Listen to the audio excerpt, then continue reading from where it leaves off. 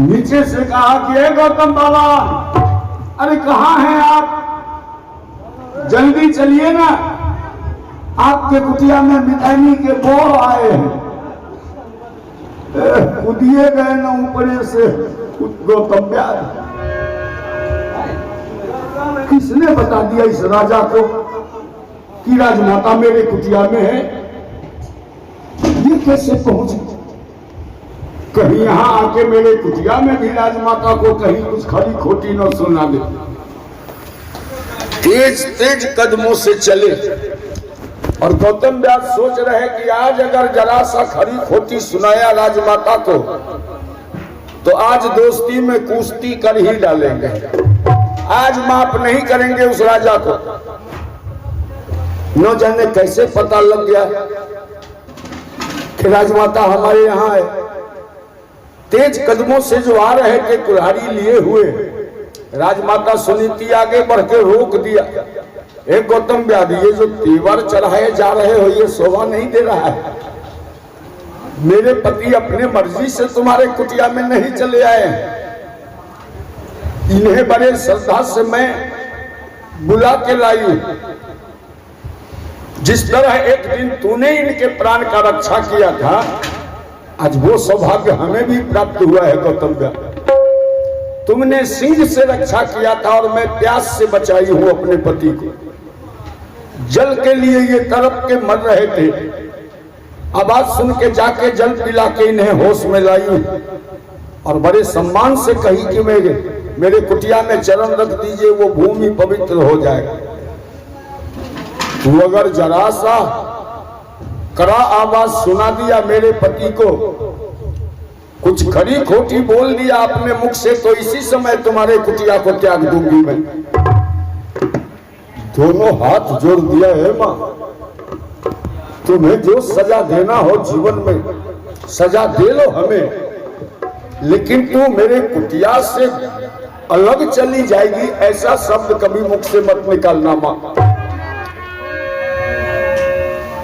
अब मेरा प्राण तुम्हारे कदमों में है मैया। जहां 10 कदम दूर हटेगी यहां से जाने के लिए, पीछे मुड़ेगी तो सजीव गौतम व्यास नहीं मिलेगा, प्राणांत हो जाएगा मेरा। हे मां, कम से कम मित्र से मिलन तो कर सकता, दोस्त से मिलने में तो कोई हर्जा नहीं है।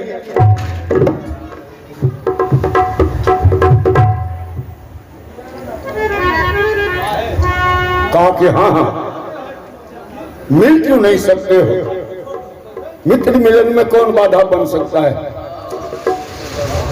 ये चंद्रशेखर बाबू बड़ा विलंब हो गया। और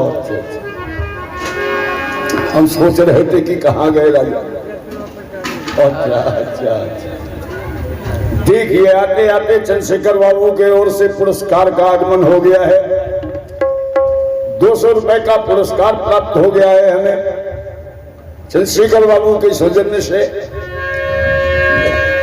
बहुत बहुत शानंद जीवन का मंगल कामना प्रभु से करता हूं मैं। ये आगे नहीं थे तो बड़ी उदासी छाया हुआ था महफिल में, अब हरियाली हो गया। दुबड़ा आने का समय होता है तो ये पहले से दूरभाष से पूछ लेते हैं, झाजी कितने बजे आएंगे, कब पहुंचेंगे, कब शुरू होगा। अनन्य प्यार प्राप्त होता है हमें चंद्रशेखर बाबू से। और मैं अलग भी रहता हूं तो हम सारे शागिर्द चर्चा करते रहते हैं इनका। दूसरे जगह हम चर्चा करते हैं इनके नाम का। ऐसा महापुरुष भी इस पृथ्वी पे बहुत चंद ही लोग बचे हैं। तो अब निवेदन कर रहा हूं, अरे कहीं हो न जाए शिकायत प्रभु से, शिकायत प्रभु। अहो भैया, अहो भैया भटक रहा है तेरा जीवन। अहो भैया भटक रहा है तेरा जीवन। भैया भटक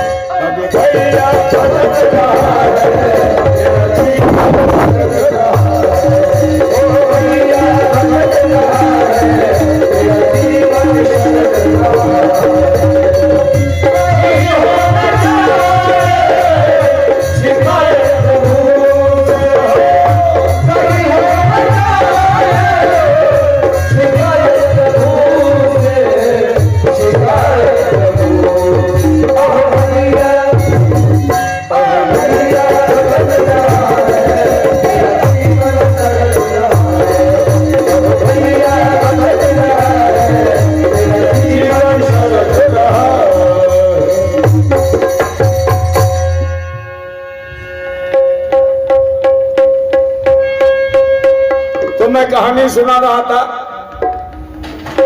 कि राजमाता सुनीति आज्ञा दे दिया कि हाँ, ठंडे हृदय से मित्र मिलन करने में कोई हर्जा नहीं है।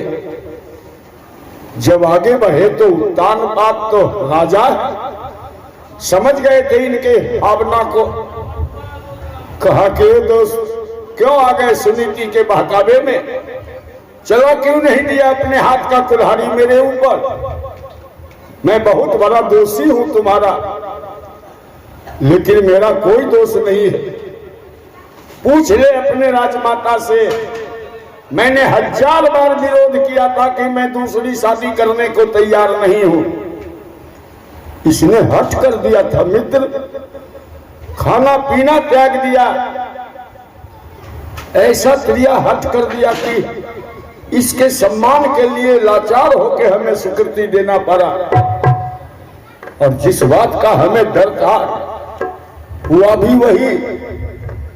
आज वो पीछे आने वाली छोटी रानी महारानी बन के महल के अंदर है, और जिस राजमाता के नाम के प्रजा आज तक माला जपते हैं, ये इस घनघोर जंगल में कोल भील के साथ किस तरह अपना जीवन व्यतीत करती होगी। सुनीति कही कि अब भी कहते कि किस तरह जीवन, देखा नहीं कि मैं कितने संतान की मां हूं, वो सारे मेरे बच्चे हैं, सबकी मां हूं मैं, गिन पाए आप स्वामी। बड़े सानंद जीवन जी रही हूं, महल से बहुत ही सुंदर शांति का जीवन है मेरा यहाँ। अब प्रभु का ऐसा संजोग कि वो कोल भील बच्चा ऐसा हिल मिल गया ना कि उत्तान पाद को जंगल से वापस होने ही नहीं देता है। जब चलने की तैयारी करे, घोड़े का बाग पकड़ना कि ढेर सारे बच्चे घेर लेते हैं। ओ मितानी के बौर, कहाँ चले आप? मितानी यहाँ है तो अब आपको भी यही रहना चाहिए ना। 1 दिन 2 दिन होते, 9वां रात्रि आज व्यतीत होने को चला है। महल छोड़े 9वां रात्रि है। अर्धरात्रि में जगाया सुनीति को उत्तान पाद में और कहा कि सुनीति, दिन के उजाले में मैं इन बच्चों के प्यार के मारे लौट नहीं पाऊंगा, और आज 9वां रात्रि है, कल 10वां दिन हो जाएगा। न जाने महल में क्या सोच रहे होंगे लोग। कहीं सोच ले कि शिकार पे गए, किसी जंगली जानवर के शिकार हो गए। 10वां दिन है, कितने का सरमंडन हो जाएगा दिन होते ही सुनीति। इसलिए हमें महल पहुंचना आवश्यक है। तो इस समय तो मैं प्रस्थान कर रहा हूं, लेकिन वचन दे जा रहा हूं कि प्रभु ने कृपा की, कभी ऐसा अवसर मिला तो फिर मिलने का प्रयत्न करूंगा। कह के उस अर्धरात्रि में ही प्रस्थान कर गए राजा उत्तान पाद कोल भील की बस्ती से। सुबह होने पर सारे कोल भील को पता लगा कि मितानी के बौर तो जा चुके हैं। यत्र तत्र लोगों ने इधर उधर ढूंढा उन्हें, लेकिन वो तो राजमहल चले गए। अब कुछ ही दिन बीता कि कोल भील औरतों के मुख से एक चर्चा होना शुरू हो गया। भगवान भी तो लीलाधारी है ना, देर अवश्य हो जाता है प्रभु के यहाँ। अंधेर आज तक कभी नहीं हुआ है। कोई धर्म ग्रंथ ऐसा प्रमाण नहीं देते कि प्रभु के घर कुछ अंधेर भी हो सकता है। 9वें रात्रि तक जो वहां रुके ना, भगवान पत्थर में फूल खिला दिया। राजमाता सुनीति गर्भवती हो गई गौतम व्याध के कुटिया में। बोलिए भक्तवत्सल भगवान की। जिस बात के लिए दूसरी शादी कराना पड़ा था उत्तान पाद को, और जिस बात के लिए महल त्यागना पड़ा था राजमाता सुनीति को, आज प्रभु ने वो शुभ दिन दिखला दिया। कोलभील औरतों के मुख से चर्चा होने लगा, मिताइनी तो गर्भवती हो चुकी है, अब कोई न कोई संतानी से अवश्य प्राप्त होगा, बड़ा सुखमय जीवन हो जाएगा मिताइनी का। कोलभील औरतों के मुख से चर्चा होते होते जिस समय गौतम व्याध के कान में ये चर्चा पहुंचा न, जैसे संसार की सारी खुशी प्रभु ने इन्हीं के झोली में डाल दिया हो, खुशी से पागल होने लगे थे न गौतम व्याध। भगवान के मूर्ति के आगे जाके नाचना शुरू कर दिया है कि जो तू मिल गए तो जहां मिल गया,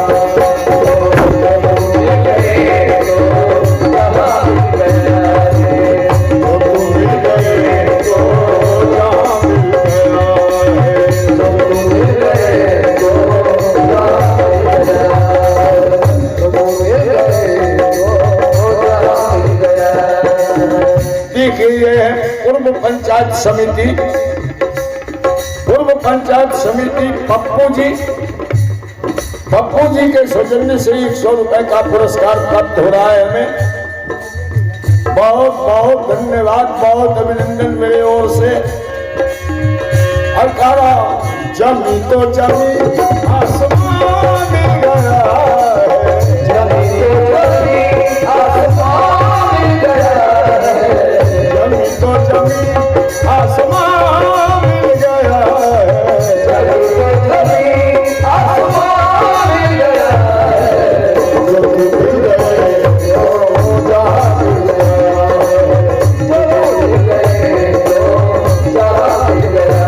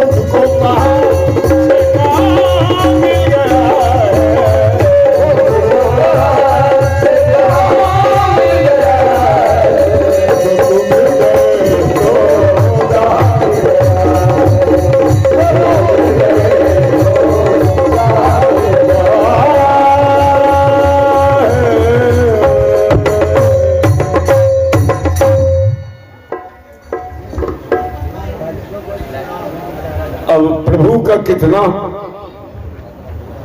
संयोग है, राजमाता सुनीति को गर्भवती हुए जब 6 महीना गुजरा था ना, कि महल में छोटी रानी सुरुचि भी गर्भवती हो जाती है। अब प्रजाओं में शांति हुआ, जाने दे लाख कलंकनी है ये छोटी रानी, लेकिन अब कोई न कोई संतान तो देगी ना, कुछ न कुछ उत्तराधिकारी प्राप्त हो जाएगा राजा उत्तानपाद को। अब सारा दोष क्षमा हो गया इस छोटी रानी का। प्रभु की कृपा, रोज भगवान से प्रार्थना करते थे गौतम व्यास कि भगवान मिताइनी गर्भवती है तो इनके गर्भ से एक पुत्र का जन्म होना चाहिए, एक भाई देना भगवान हमें, ताकि मैं जाके उत्तानपाद को ललकारूं। अगर भाई मिल गया तो ललकारूंगा।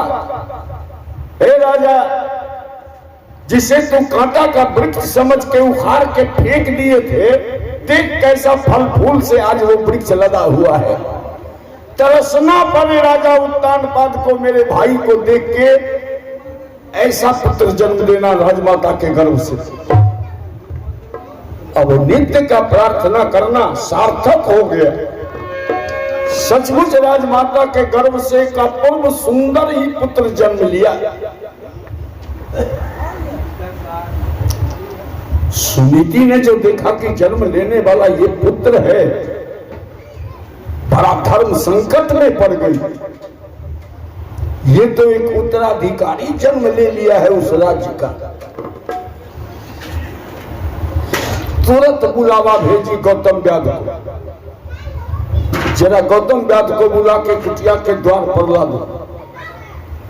गौतम व्याध आके कहते कि मां मुझे खुशियां लुटाने दो ना, प्रभु ने मेरी प्रार्थना सुन ली, हो गया सुनवाई उस दरबार में हमारा। देख कितना सुंदर भाई प्राप्त हुआ है, मैं जाके ललकारूंगा ना उत्तानपाद को। मां इस समय खुशियां लुटाने दो हमें।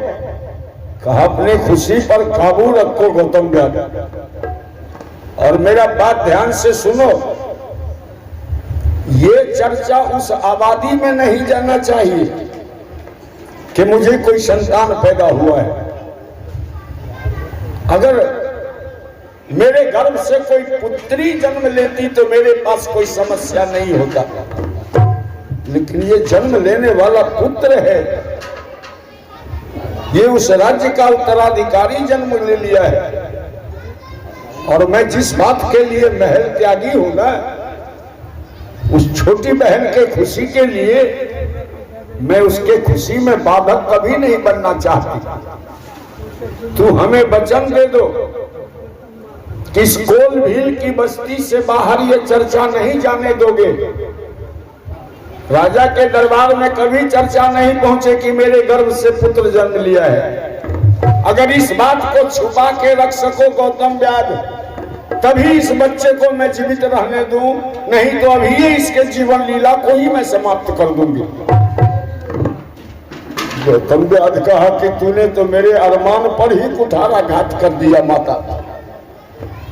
मैं भगवान से बहुत अरमान से भाई मांगा था कि राजमाता के गर्भ से एक पुत्र जन्म ले, ताकि मैं राजा उत्तानपाद को जाके ललकारूं।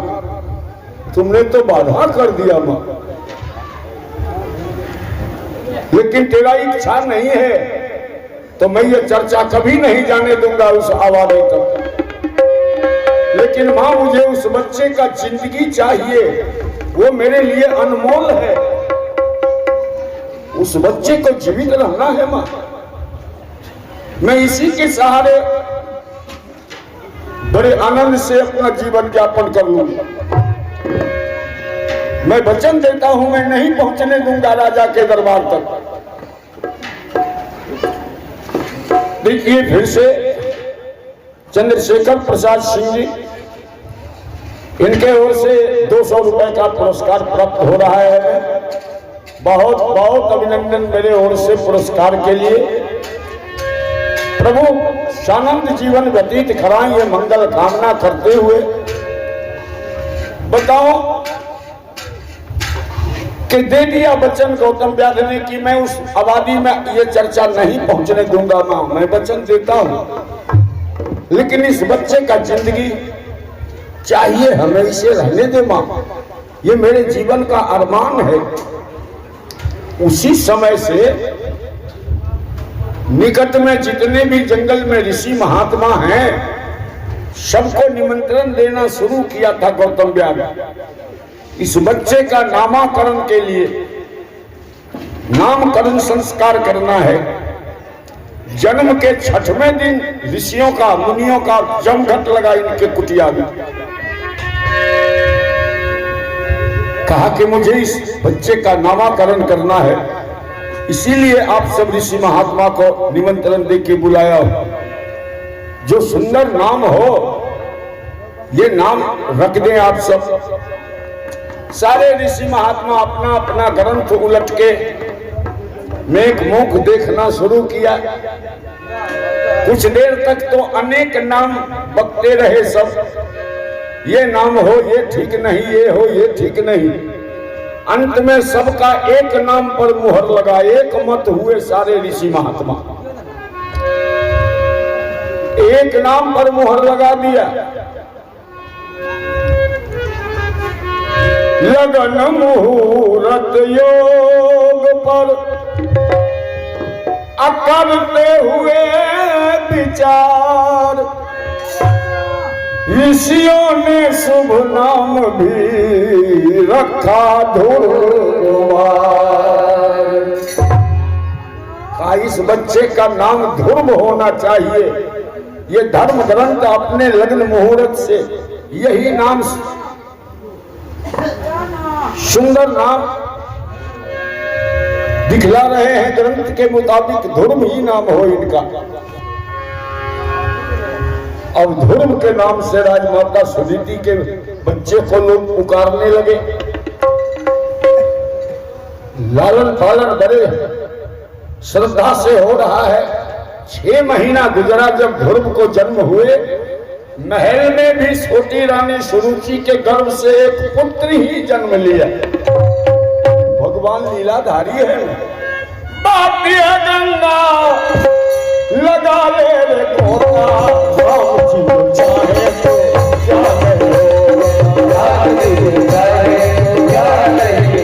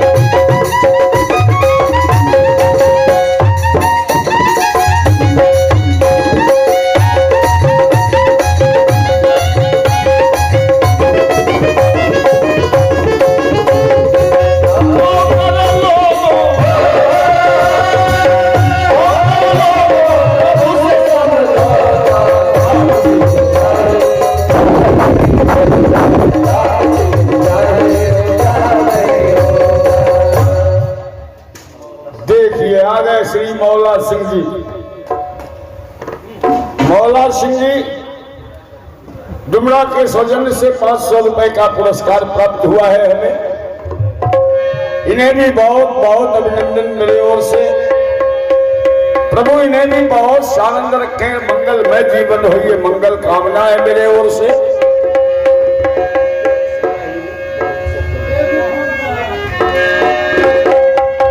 अब मैंने कहा कि राम जी जो चाहे तो क्या नहीं होता।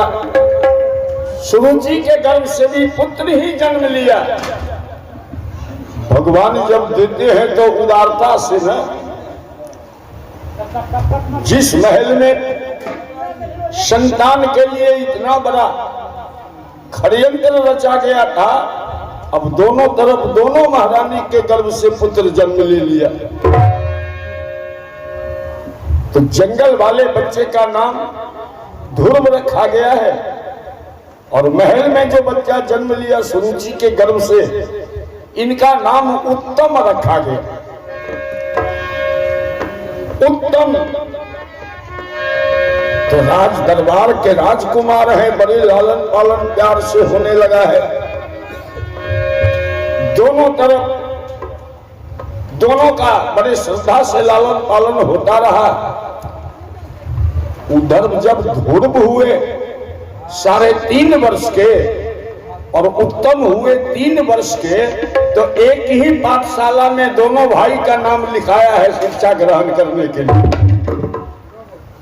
जंगल से गौतम व्याध आके ध्रुव का नामांकन कराया है, तो महल से मंत्री आके उत्तम का नामकरण करवा दिया।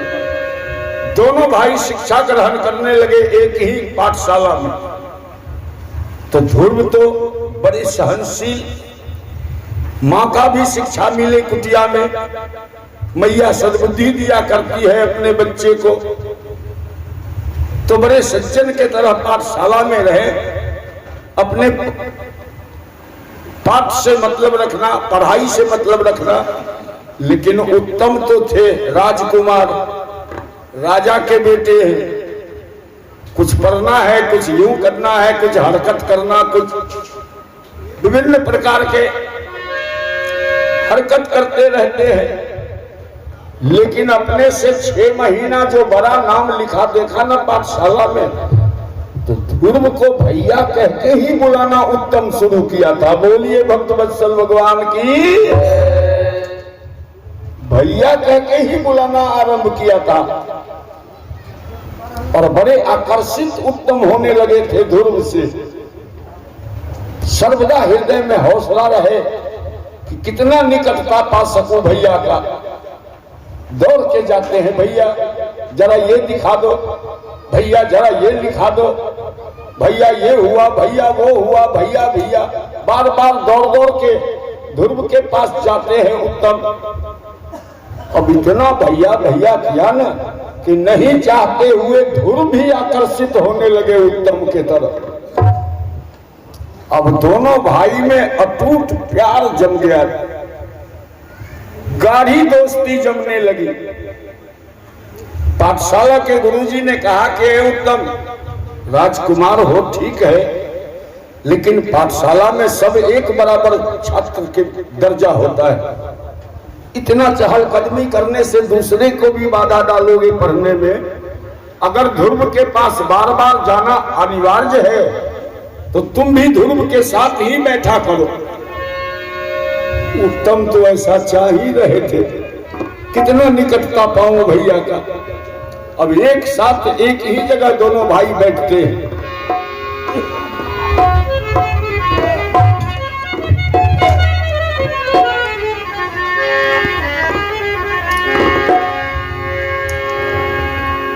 अब प्रभु लीलाधारी दोनों भाई का बड़े आनंद से शिक्षा ग्रहण करना आरंभ हो चुका है। देखा जाए श्री चंद्रशेखर बाबू, चंद्रशेखर प्रसाद सिंह डुमरा के सौजन से 500 रुपए का पुरस्कार प्राप्त हो रहा है हमें। बहुत अभिनंदन मेरे ओर से, बहुत धन्यवाद। प्रभु सौ परिवार को बहुत सलामत रखे।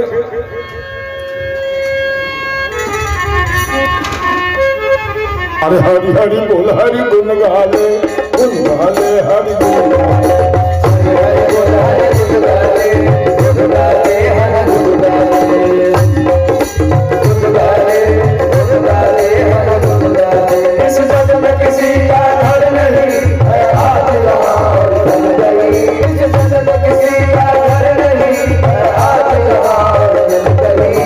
हरि गुण गाले, गुण गाले, हरि गुण गाले, हरि हरि बोल, हरि गुण गाले, गुण गाले, हरि गुण गाले, हरि हरि बोल, हरि गुण गाले, गुण गाले, हरि गुण गाले। इस जग में किसी का घर नहीं है आज यहाँ, इस जग में किसी का घर नहीं है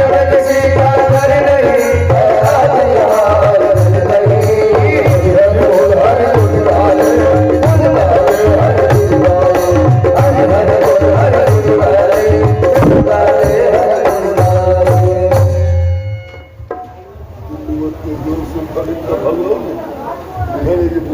गुण गाले, हरि गुण गाले, हरि हरि बोल, हरि गुण गाले, गुण गाले, हरि गुण गाले।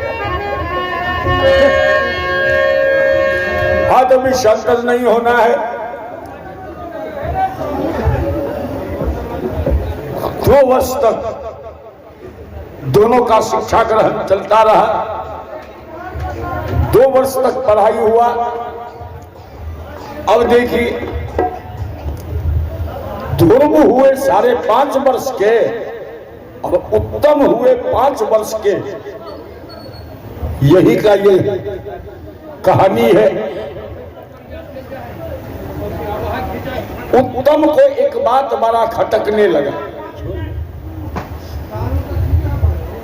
उत्तम देखते हैं कि हम रोज नया नया वस्त्र पहन के पाठशाला पढ़ने आते हैं और भैया हमारे रोज एक ही वस्त्र पहन के आते हैं। क्या इनके पास दूसरा वस्त्र नहीं है? मैं इनसे पूछ भी तो नहीं सकता हूं।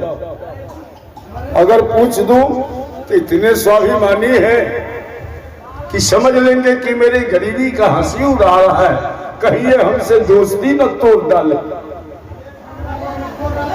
और भैया के बिना तो अब मैं जी भी नहीं सकता हूं। इतना प्यार पाता हूं बड़े भाई का उनसे, इसे मैं दूर नहीं करना चाहता। मैं कुछ वस्त्र भेंट भी कर सकता हूं, लेकिन फिर भी ये नाराज हो जाएंगे, फिर मैं करूं क्या? उत्तम सोचा कि एक उपाय है। अगर किसी तरह भैया को मना के एक दिन अपने घर ले जाऊं और पिताजी से आज्ञा दिलवा दूं, तब ये कुछ वस्त्र भेंट ले सकते हैं हमसे। और इधर राजमाता सुनीति बार बार शिक्षा देती है ध्रुव को कि बेटा, पाठशाला में कभी राजमहल का भी चर्चा सुन सकते हो, तो चर्चा ही सुनना, वो राजमहल देखने का कभी हौसला नहीं करना अपने मन में। वो राजमहल वाले हम कोलभीलों से बड़ी घृणा करते हैं बेटे। तेरा मासूम दिल है, कहीं कोई दुत्कार दिया तो तुम कितना दुखी हो जाएगा। इसलिए राजमहल सुन लेना, देखने का कभी हौसला नहीं करना मन में।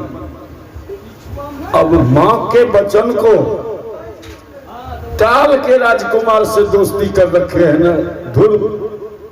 मां को भी कभी नहीं बताया कि हमें राजकुमार से ही गहरी मित्रता हो चुकी है।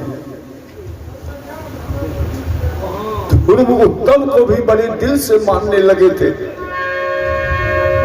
इतना भैया भैया कह के अपना प्यार का प्रदर्शन करना शुरू किया था। उत्तम बना लिया था जगह ध्रुव के दिल में। अब आज उत्तम विचार कर लिया कि एक यही उपाय है भैया को वस्त्र भेंट करने का। रख दिया प्रस्ताव ध्रुव के आगे। कहा कि भैया, मैं कई बार अपने घर में आपका चर्चा किया हूं। मेरे पिताजी ने इच्छा प्रकट किया है कि एक बार उस भैया से हमें भी मिला दो। पिताजी को बच्चों से बहुत प्यार है भैया, बच्चे से बड़े प्यार से मिलते हैं पिताजी। और जो बच्चे एक बार मेरे पिताजी से मिल लेते ना, तो उन्हें बार बार मिलने का इच्छा होता है। उन्होंने कहा है कि तुम अपने भैया को भी एक बार मेरे पास ला दो, मैं देखूं कैसा तेरा भैया है।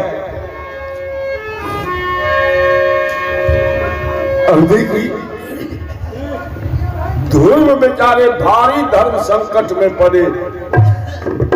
एक तो मां के वचन का उल्लंघन करके इस राजकुमार से दोस्ती कर रखा हूं, अब ये दोबारे अपराध करने को कह रहा है।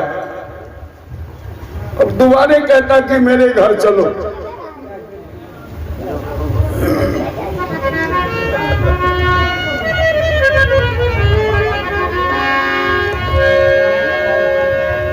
ध्रुव सोचा कि अगर इनकार कर दूंगा तो ये दुखी हो जाएगा, इसलिए इनकार भी नहीं करना है। कुछ कह के टाल देते हैं। ठीक है उत्तम, किसी दिन मां को कह के आऊंगा कि आज पाठशाला से विलंब से लौटेंगे मां, फिर तुम्हारे साथ चलूंगा तुम्हारे घर। इस तरह कह के बात को टालते जाते हैं ध्रुव।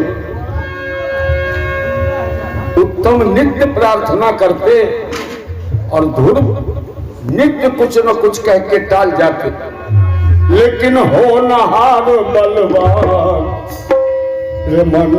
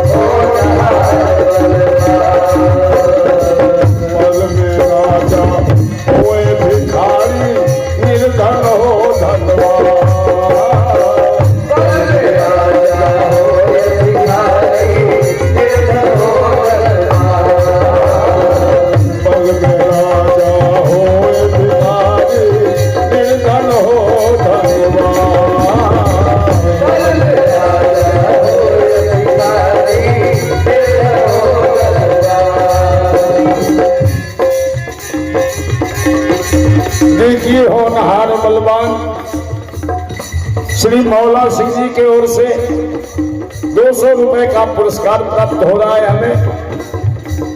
बहुत बहुत धन्यवाद, मेरे ओर से बहुत अभिनंदन है पुरस्कार के लिए।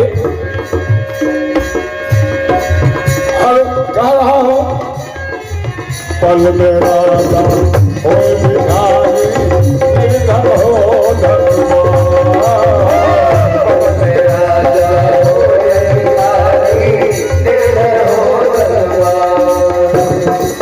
देखिए फिर चंद्रशेखर बाबू के ओर से भी 200 रुपए का पुरस्कार प्राप्त हुआ है। इन्हें भी बहुत अभिनंदन मेरे ओर से। दोनों पुरस्कार करता तो हौसला को ऐसा बुलंद किए रहते कि बड़े तमन्ना से आपका सेवा करने में तल्लीन रहता हूं मैं। प्रभु दोनों को बहुत आनंद रखे, दोनों परिवार मंगलमय जीवन व्यतीत करें, ये मंगल कामना करते हुए विधि का लेख के होना में, विधि का लेख के होना में,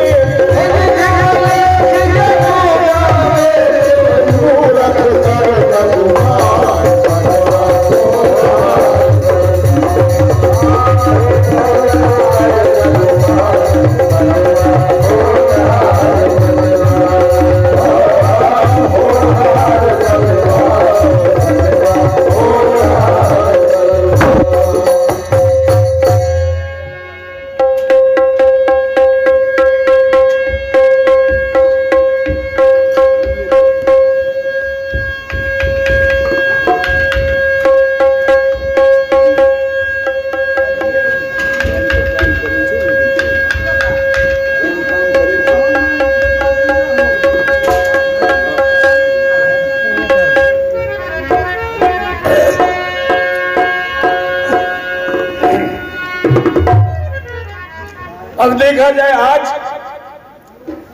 आज उत्तम दृढ़ संकल्प ही कर लिया है कि आज भैया को आना होगा, नहीं तो मैं ही उनके घर चला जाऊंगा। पाठशाला पहुंचने से पहले आधे रास्ते से दोनों साथ होते थे। जंगल से ध्रुव आते थे, महल से उत्तम आते थे। आधे रास्ते में दोनों का मिलन होता था, यहाँ से दोनों साथ जाएं, फिर पाठशाला से छुट्टी के बाद यहाँ तक साथ आए, यहाँ से अलग अलग हो। आज जैसे ही साथ हुए, उत्तम कहा कि भैया आज मैं संकल्प करके चला हूं, घर से एक प्रतिज्ञा करके चला हूं। ध्रुव मुस्कुराने लगे, वाह रे मेरा भाई, तुम भी कुछ प्रतिज्ञा करता है उत्तम, हमें भी बताना क्या प्रतिज्ञा किए हो। का प्रतिज्ञा करके चला हूं कि आज दोनों भाई एक ही घर जाएंगे, या तो आप मेरे घर चलोगे, नहीं तो मैं ही आपके घर जाऊंगा। ध्रुव अगर उत्तम के घर नहीं जाना चाहते तो ध्रुव उत्तम को भी अपने घर नहीं ले जाना चाहते थे। जानते क्यों? ध्रुव के मन में हो कि ये तो राजा का बेटा है, राजकुमार है ये, फूलों पर पलने वाला, और मैं टूटी हुई झोपड़ी में कोलभील की बस्ती में रहता हूं। अगर वो बस्ती और वो झोपड़ी देख ले तो इसको घृणा न हो जाएगा हमसे। जिस श्रद्धा से भैया कह के मेरा सम्मान करता है वो सम्मान रह नहीं पाएगा, इसलिए अपना असलियत इसके सामने प्रकट नहीं होने देना है। इसलिए उत्तम को भी अपने घर नहीं ले जाना चाहते ध्रुव। आज तो उत्तम हट कर दिया है कि दोनों भाई एक ही घर, पाठशाला में पढ़ाई नहीं हुआ दोनों भाई का, इसी बात का बहस चलता रहा। ध्रुव कहते कि आज भर के लिए क्षमा कर दो, आज मैं याद करके जाऊंगा और मां को अवश्य कह दूंगा कि कल थोड़ा विलंब से लौटेंगे हम। कहा ठीक है भैया, तो कोई बात नहीं है, चलिए ना हम ही आपके घर चलेंगे। मेरा प्रतिज्ञा है तो मैं उसको तोड़ तो नहीं सकते। ध्रुव कहा कि बच्चे के तरह हट क्यों कर रहे हो तब? अरे भैया कहते हो तो एक बार मेरा भी बात मानो ना। पाठशाला में पढ़ाई के बदले इसी बात का बहस होता रहा। छुट्टी होने के बाद आधे रास्ते तक दोनों भाई इसी बात पर बहस करते आए। जहां से दोनों का रास्ता अलग होता, ध्रुव बड़े इत्मीनान से समझाया, उत्तम मेरा भाई एक दिन के लिए मान जा, आज भर के लिए मोहलत दे दे सिर्फ उत्तम, कल तुम्हें बोलने की जरूरत नहीं पड़ेगी, मैं खुद ही तुम्हारे साथ चलूंगा। आज मैं घर पहुंचते ही मां को सूचना दे दूंगा कि कल देर से आएंगे। समझा बुझा के जो उत्तम ध्रुव अपना रास्ता पकड़े तो उत्तम भी पीछे पीछे चल दिया ध्रुव के। 10 कदम चलने के बाद जब ध्रुव पीछे मुड़े तो देखा उत्तम एकदम पीठ पर है, चला रहा है पीछे पीछे। खड़े हो गए, कहा है भैया क्यों इतना तुम हट कर रहा है उत्तम? एक बात समझ लो, तुम फूलों पर पलने वाला राजकुमार है। कभी तुम्हें किसी कष्ट का सामना नहीं करना पड़ा है उत्तम। और मैं जिस रास्ते से घर जाता हूं ना मेरे भाई, कई हजार कांटों से उलझना होता है रास्ते भर। हमें जंगली रास्ता है, कांटों से लड़ते उलझते हुए मैं घर पहुंचता हूं। उत्तम कहीं एक भी कांटा तेरे बदन को छू दिया, कितने कष्ट में पड़ जाओगे तुम। और तुम्हें अगर कष्ट हुआ तो तुमसे कई गुना ज्यादा हम भी तो कष्ट में पड़ जाएंगे। आज भर के लिए मान जा। उत्तम कहा कि जब इतना प्यार है हमसे और इतना मेरे दुख से दुखी हो रहे हैं तो मेरा प्रतिज्ञा पूरा करा दीजिए, हम ही को घर पहुंचा दीजिए ना भैया। हम क्यों जाएं उस कांटेदार रास्ते में? आप नहीं चलोगे तब तो हमें जाना ही होगा, मैं बाध्य हूं। समझ गए ध्रुव की आज ये मानने वाला है नहीं। कहा तो हमारी भी एक बात मानोगे? अभी तक किसी बात से मैं आपका टाला हूं। कहा तो ध्यान से सुनो उत्तम, मैं तुम्हें तुम्हारे फाटक तक पहुंचा देते हैं, द्वार तक पहुंचा देते हैं। वहां से तुम फाटक के अंदर हो लेना और मैं वहीं से लौट जाऊंगा। तेरा प्रतिज्ञा भी पूरा हो जाएगा और मैं भी कुछ ही मिनट विलंब से घर पहुंच जाऊंगा। तुम कहा चलिए ना भैया, फाटक तक चलने का अनुमति दे दिए तो फाटक तक तो चलिए पहले, वहां फिर दोनों भाई फैसला कर लेंगे ना। फाटक तक चलिए।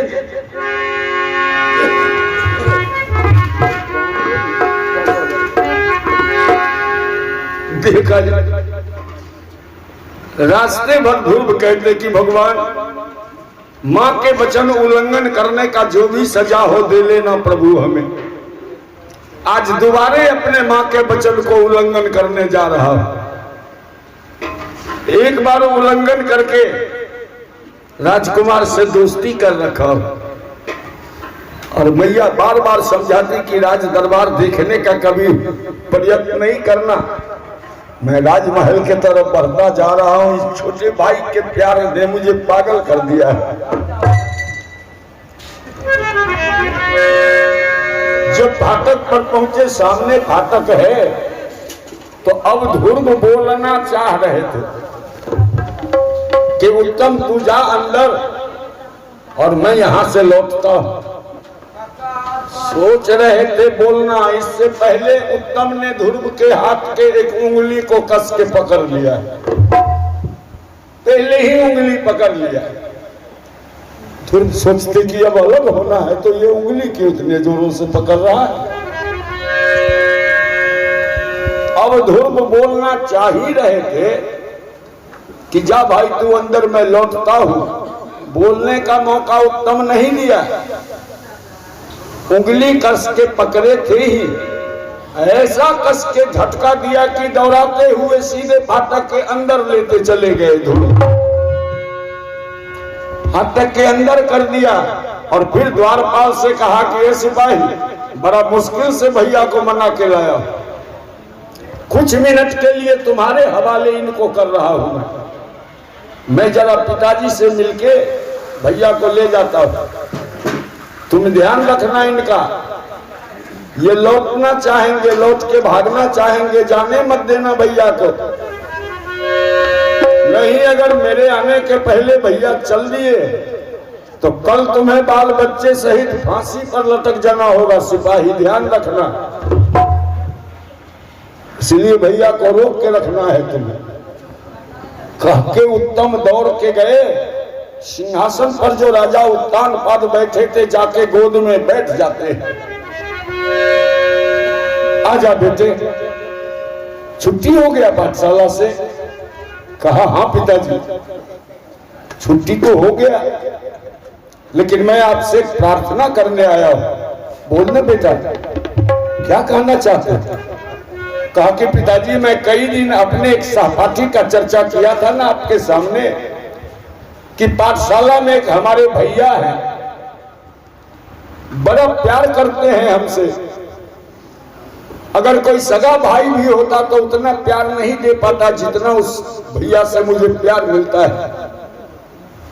कई दिन कहा हूं आपको, आज आपसे मिलाने लाया हूं उन्हें। हे पिताजी, मैं रोज नया नया वस्त्र पहन के जाता हूं पढ़ाई करने पाठशाला में, और भैया को जब से देखा हूं एक ही वस्त्र पहन के आया करते हैं।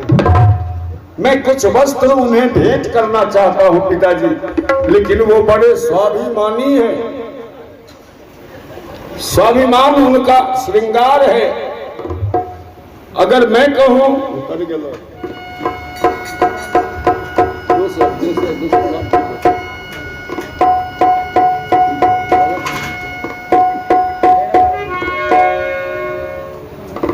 कहा कि मैं कहूंगा तो वो हमसे नाराज हो जाएंगे, दोस्ती तोड़ डालेंगे, इसीलिए लाया हूं उन्हें। आना नहीं चाह रहे थे, धोखा दे के बुला के लाया हूं पिताजी।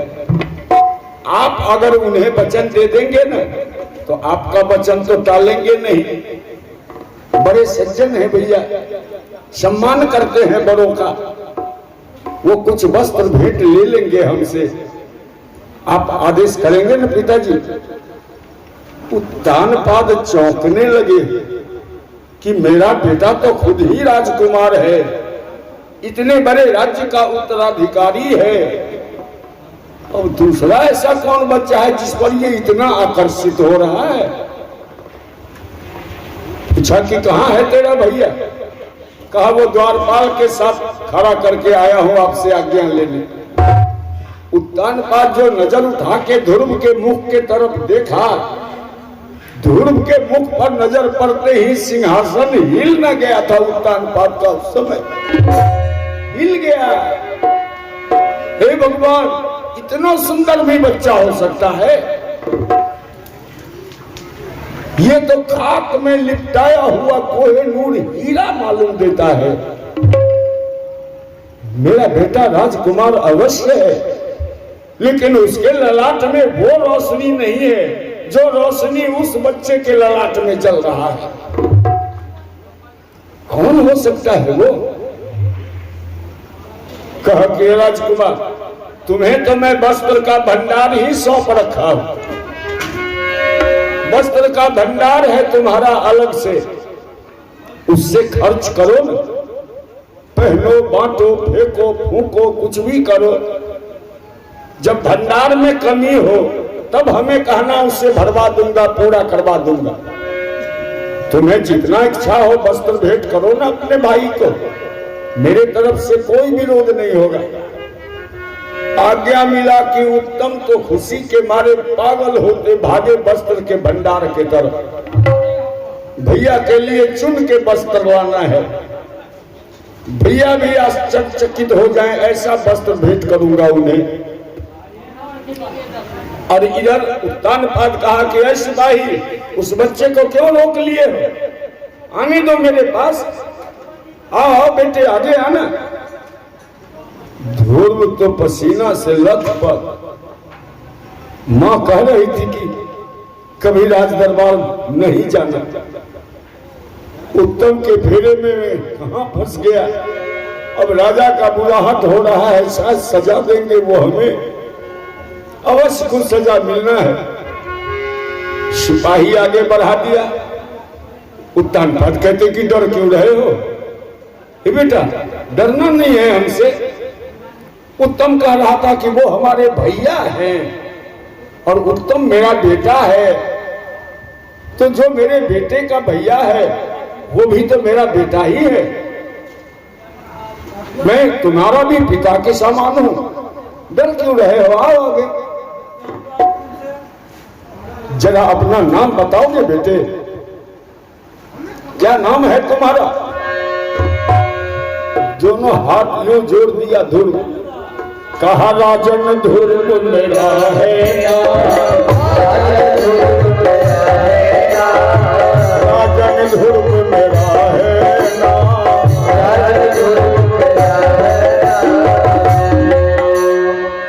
कहा कि लोग हमें ध्रुव कह के पुकारते हैं, ध्रुव कहते हैं हमें। इतना सुंदर नाम है। ध्रुव कहा जाता है तारे को, तुम उस तारे से भी ज्यादा खूबसूरत हो बेटे। बहुत खूबसूरत नाम है तुम्हारा। देखिए मौला सिंह जी डुमरा के सजन से 200 रुपए का पुरस्कार प्राप्त होगा है। हमें बहुत बहुत अभिनंदन मेरे ओर से। और श्री चंद्रशेखर बाबू के सौजन्य से भी 200 रुपए का पुरस्कार प्राप्त हो रहा है। प्रभु दोनों पुरस्कारकर्ता को बहुत आनंद रखे, दोनों का जीवन मंगलमय हो। दूसरों का दुख दूर करने वाले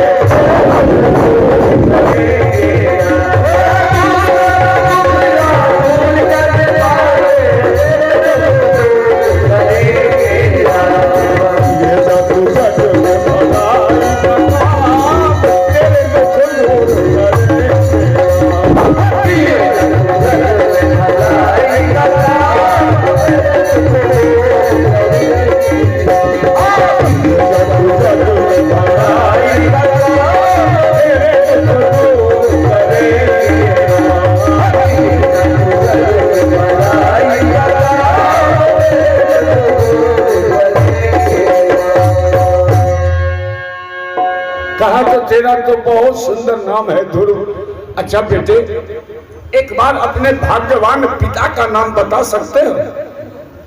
बहुत ईर्षा हो रहा है हमें उसके ऊपर। कैसा भाग्य दिया है भगवान ने जो तुम्हारे जैसा पुत्र पाया। वो ध्रुव को तो बहुत बड़ा धर्म संकट आज तक मैया हमें बतेबे नहीं किया कि हमें भी कोई पिता है और उनका भी कोई नाम होना चाहिए। अब मैं क्या उत्तर दूं इस राजा को? कौन सा नाम बताऊं मैं? ये तो बड़ा समस्या हो गया। कहा बोला नहीं बेटा, मैं तेरे पिता का नाम पूछा कहा जानत नहीं पिता का नाम, जानत नहीं पिता का नाम। समझ गया बेटा, भाग्यवान तो वो था कि तुम्हारे जैसा पुत्र प्राप्त कर सका, लेकिन भाग्य इतना नहीं साथ दिया कि वो तेरा मुख भी देख पाता।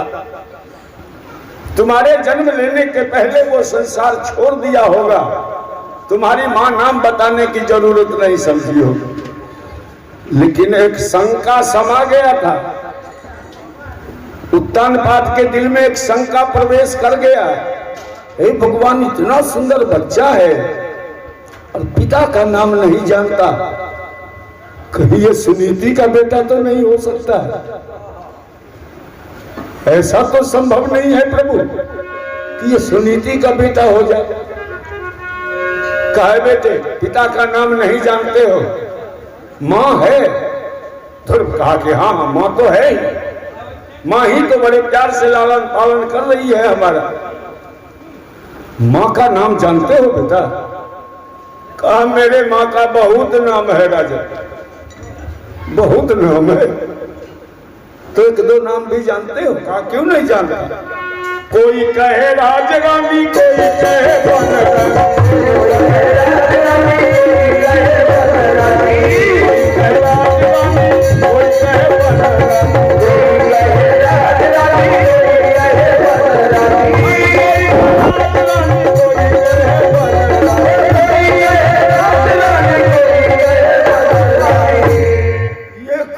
बता रहे हो? राज रानी, बन रानी।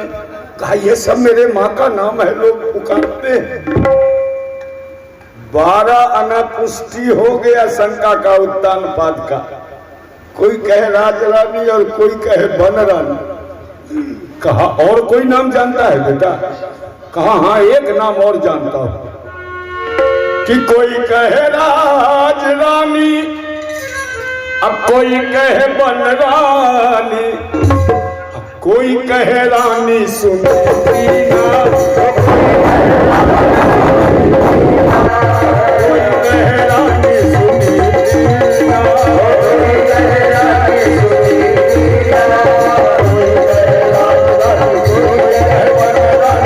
कोई कहे रानी, कोई कहे बन रानी, कोई कहे रानी सुनती ना, कोई कहे रानी, कोई कहे बन रानी, कोई कहे रानी सुनती ना। ध्रुव के मुख से निकल जब गया सुनीति नाम, एक बार कूद गए न सिंहासन से राजा उत्तानपाद, और ध्रुव को उठा के छाती में साट लिया। है बेटे मैं समझ रहा था कि सुनीति को छोड़ के दूसरे के पास इतना भाग्य नहीं जो तुम्हारे जैसा पुत्र प्राप्त कर सके,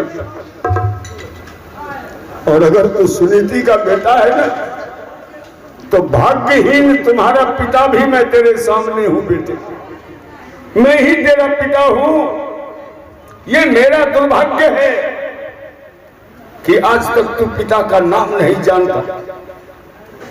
मेरे भाग्य का ही दोष है कि तू मां बेटे जंगल में जीवन बसर कर रहे हो, लेकिन तू अब आ गए ना मेरे पास, मालूम हो गया ना हमें। अब इस छाती से कहीं अलग नहीं होने दूंगा तुम्हें। मैं तेरे मां को भी बुलवा लूंगा यही महल में बेटे, अब तुम्हें हमसे दूर कभी नहीं होना है। हल्ला हुआ राज दरबार में कि ये बड़ी राजमाता सुनीति का बेटा है। राजा से तो मंत्री अपने गोद में छीन लिया, मंत्री से खजांची अपने गोद में छीन लिया, खजांची से दरबारी कर्मचारी, एक गोद से दूसरा तीसरा इतना गोद करने लगे, ध्रुव हक्का पक्का कौन फेरा में उत्तम लाके डाल दिया है। और उधर एक दासी जाके रंग महल में छोटी रानी सुरुचि के कान में गरम शीशा उड़े लिए दिया, कहा कि आप यहां बैठ के बड़े शांति से समय व्यतीत कर रही है छोटी रानी। राज दरबार में जाके नहीं देखा कि वहां कैसा तूफान मचा हुआ है, भूचाल आया हुआ है राज दरबार में। क्या बात है, किस बात का भूचाल है, क्या बक रही है? कहा बक नहीं रही हूं, हकीकत बता रही हूं। आपके पति छुप छुप के जंगल में जाके राजमाता सुनीति से मिला करते थे, शिकार का बहाना करके निकलते थे वो, और बार बार मिला करते थे, जिसका ठोस प्रमाण आपके बेटे से 6 महीना बड़ा बेटा अभी उनके गोद में सिंहासन पर बैठा है। सोच लीजिए, रानी भी वो बड़ी है और पुत्र भी आपके पुत्र से बड़ा है, पहला अधिकार उसी का बनता है। छोटी रानी नागन के तरफ फुफकार दिया न सुरुचि, नहीं मैं ऐसा कभी नहीं होने दे सकती, मेरे बेटे का अधिकार कोई नहीं छीन सकता, वो गोद सिर्फ मेरे बेटे उत्तम के लिए सुरक्षित है, कोई दूसरा उस पर नहीं अधिकार पा सकता है। क्रोध के मारे तिलमिला के उठी और चल दिया रंग महल से। रास्ते में घोड़सार था, अंदर चली गई, छू छू के देखा, जो सबसे कड़ा कोड़ा महसूस हुआ न छूने में, वो कोड़ा अपने हाथ में पकड़ लिया छोटी रानी सुरुचि, और कोड़ा लिए पहुंचती है राज दरबार में। उत्तानपाद अभी सबसे वापस लेके ध्रुव को गोद में बैठा के बैठे थे सिंहासन पर,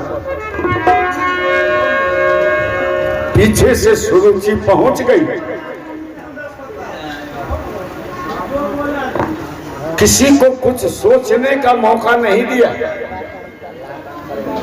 अच्छा, कोई किसी को कुछ समझने का मौका नहीं दिया।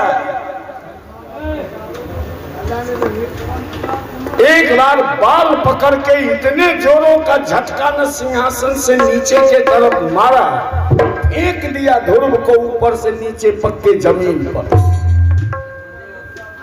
5 बरस के मासूम बालक पक्के जमीन पर जो गिरे, सर तो फूट गया न ध्रुव का, और सुरुचि तेजी से कूद के उतर गई नीचे, और बेकर हाथ में जो कोड़ा लेके आई थी ध्रुव के बदन पर कोड़ा मारना शुरू कर दिया कि जन्म उदर सुनीति के लाला, अब बैठन चाहत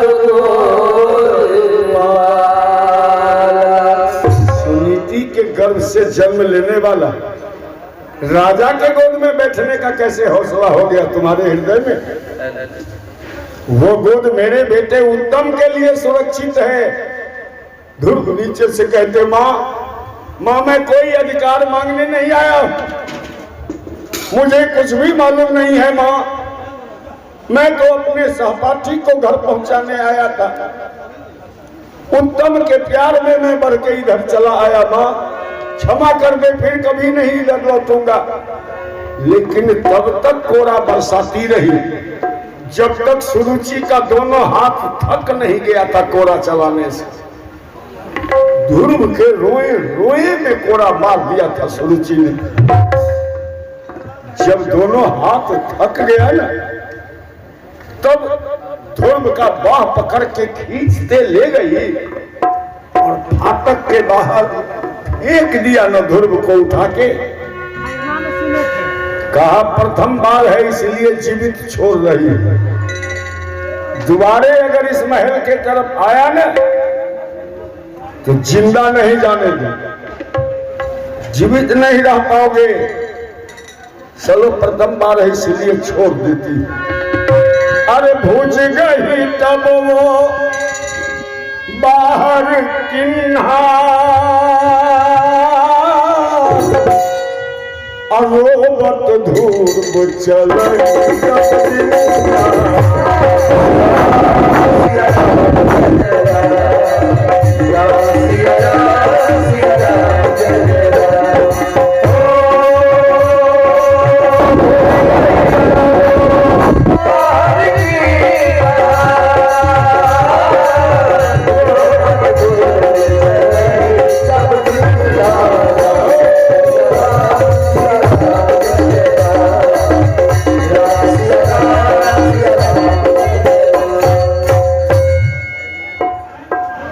देखिए श्री मौला सिंह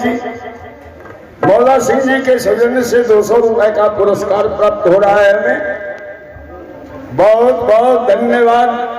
और श्री चंद्रशेखर बाबू भी, चंद्रशेखर प्रसाद सिंह जी के सौजन्य से भी 200 रुपए का पुरस्कार प्राप्त हो रहा है। बहुत अभिनंदन दोनों पुरस्कारकर्ता को मेरे ओर से। दोनों के श्रद्धा का सम्मान करते भगवान से मंगलमय जीवन का मंगल कामना करता हूं।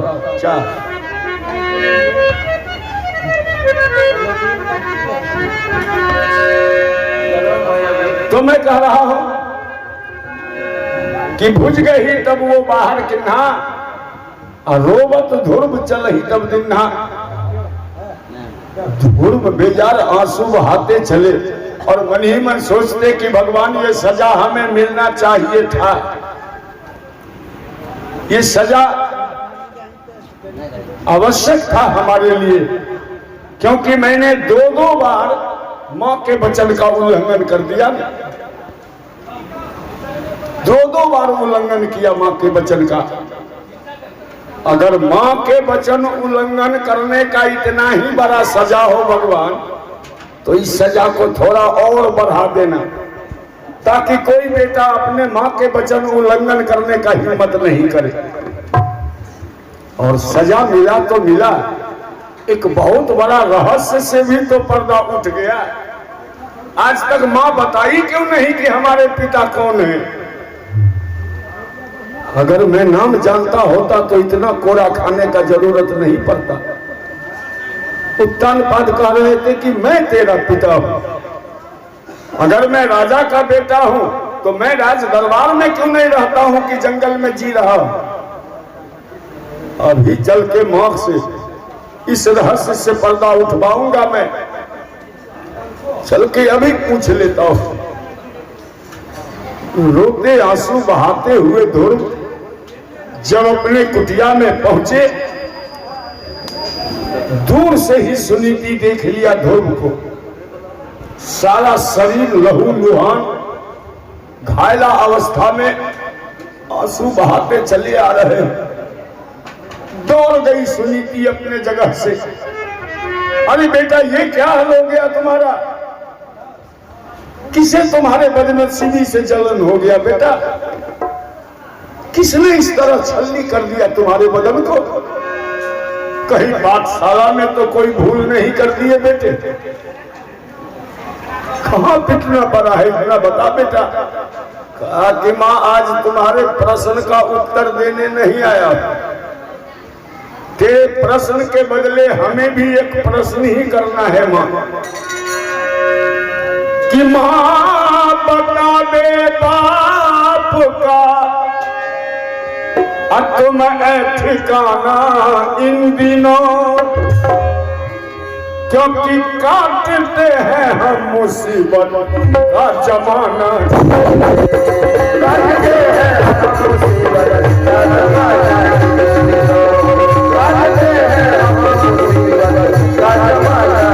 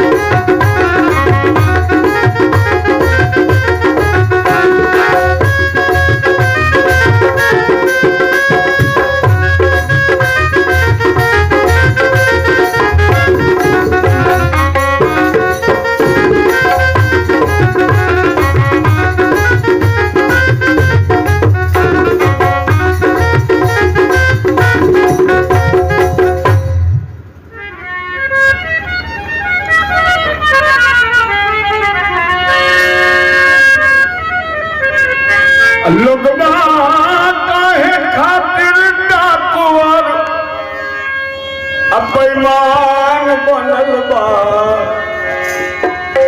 जबकि देहिया 4 दिन के मेहमान बनल बा, जबकि देहिया 4 दिन के मेहमान बनल बा। काहे खातिर डाकुअर बेईमान बनल बा,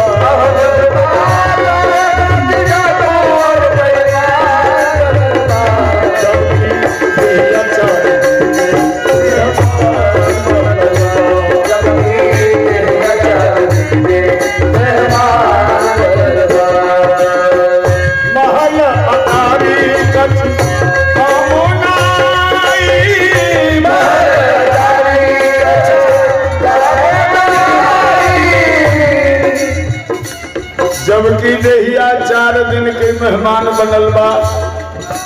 देखिए श्री मौला सिंह जी के ओर से 200 रुपए का पुरस्कार प्राप्त हुआ है हमें। बहुत बहुत धन्यवाद, बहुत अभिनंदन। गांधी जी रामपुर डुमरा, इनके ओर से भी 100 रुपए का पुरस्कार प्राप्त हुआ है। और श्री चंद्रशेखर प्रसाद सिंह जी चंद्रशेखर बाबू के ओर से भी 200 रुपए का पुरस्कार प्राप्त हुआ है। बहुत बहुत अभिनंदन सभी पुरस्कारकर्ता को मेरे ओर से। सभी की श्रद्धा का सम्मान करते मंगलमय जीवन का मंगल कामना करता हूं मैं। महल अटारी कुछ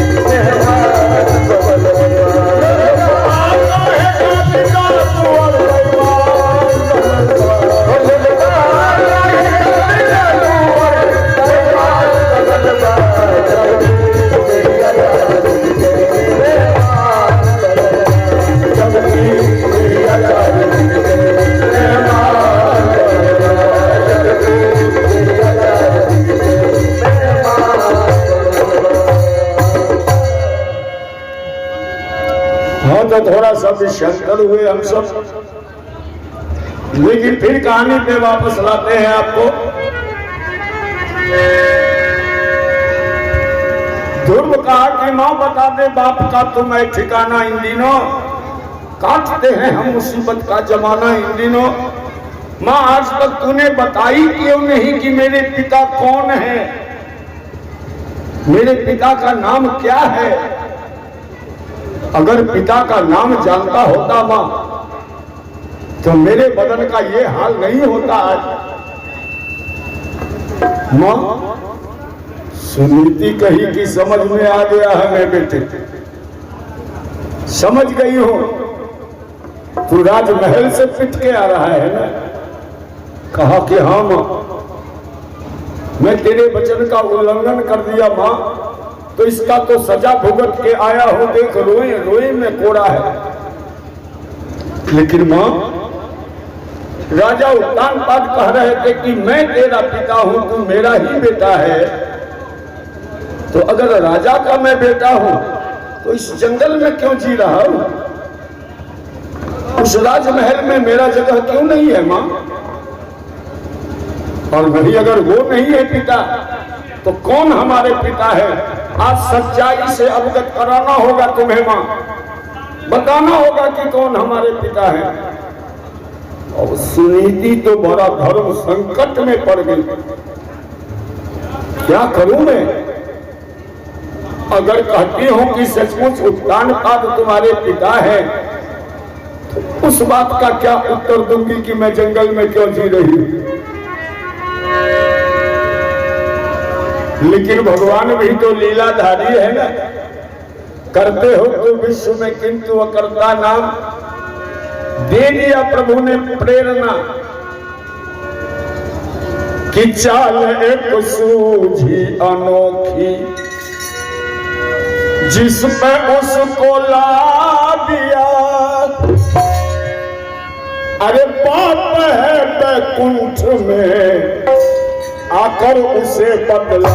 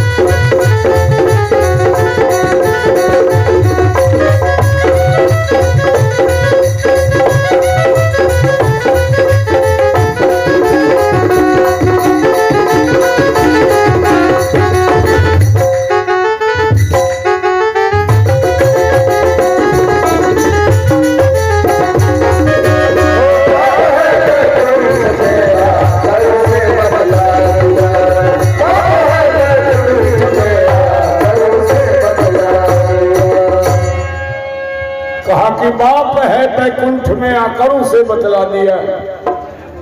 देखिए फिर से मौला सिंह जी, मौला जी के सौजन्य से 200 रुपए का पुरस्कार प्राप्त हो रहा है हमें। बहुत बहुत अभिनंदन मेरे ओर से, पुरस्कार के लिए बहुत धन्यवाद। और दूसरा पुरस्कार भी चंद्रशेखर बाबू का प्राप्त हो चुका है हमें। चंद्रशेखर बाबू की ओर से भी 200 रुपए का पुरस्कार प्राप्त हो रहा है। बहुत बहुत अभिनंदन दोनों पुरस्कारकर्ता को।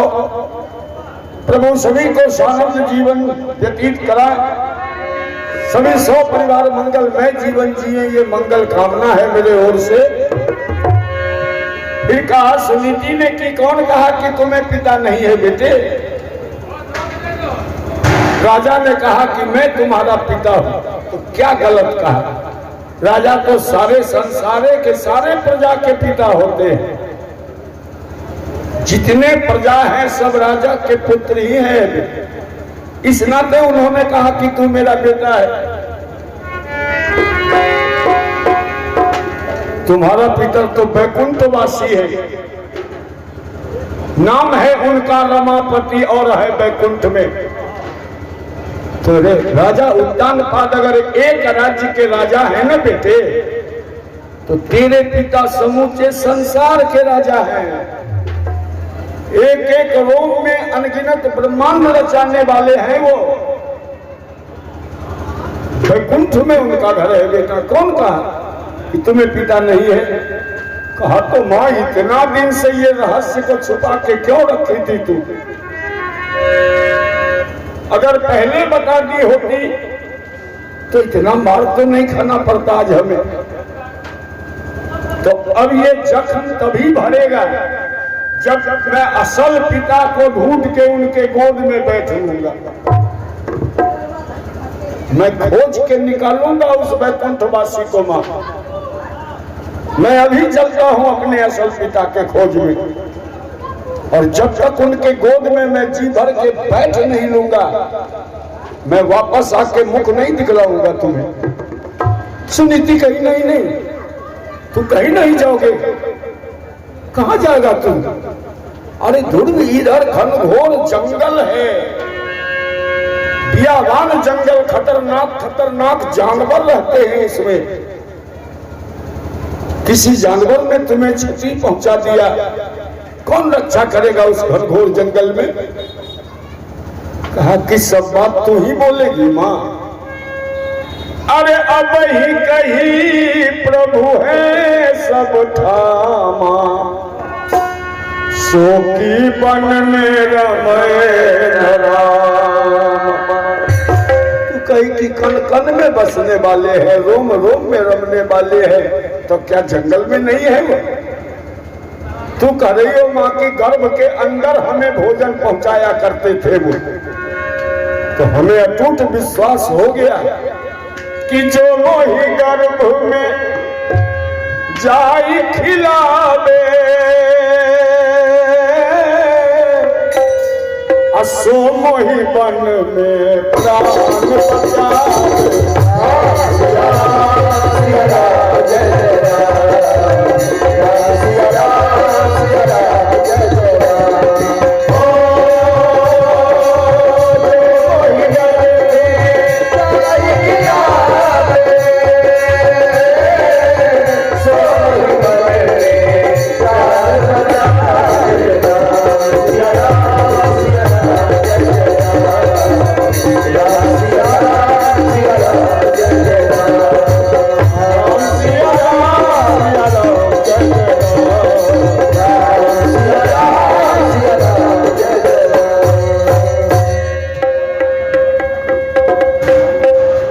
जो मोही गर्भ में जाई खिलावे, सो मोही वन में प्राण बचावे।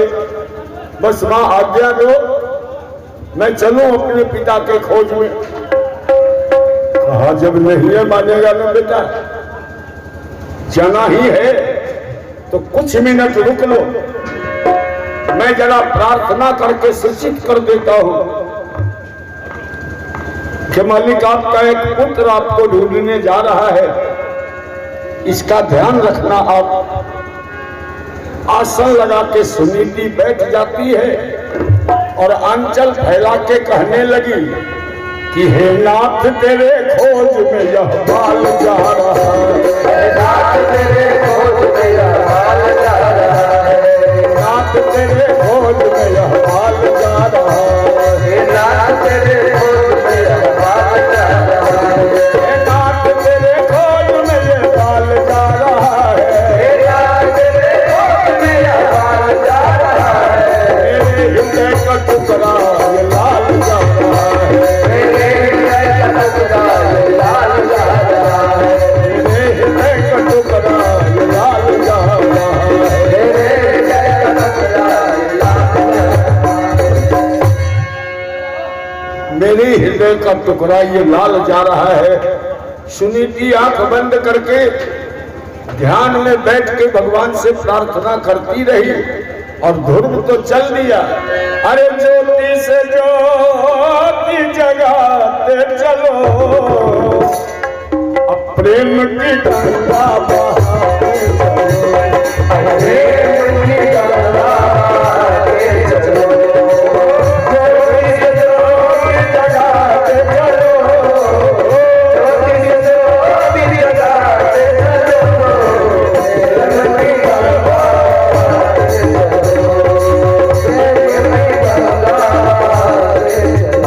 प्रेम की गंगा बहाते चलो। देखिए मौला सिंह डुमरा के ओर से 500 रुपए का पुरस्कार प्राप्त हो रहा है हमें। बहुत अभिनंदन इन्हें पुरस्कार के लिए। प्रभु बहुत आनंद रखे, ये मंगल कामना है मेरे ओर से। राह में आए जो दीन दुखी हो, राह में आए जो दीन दुखी हो,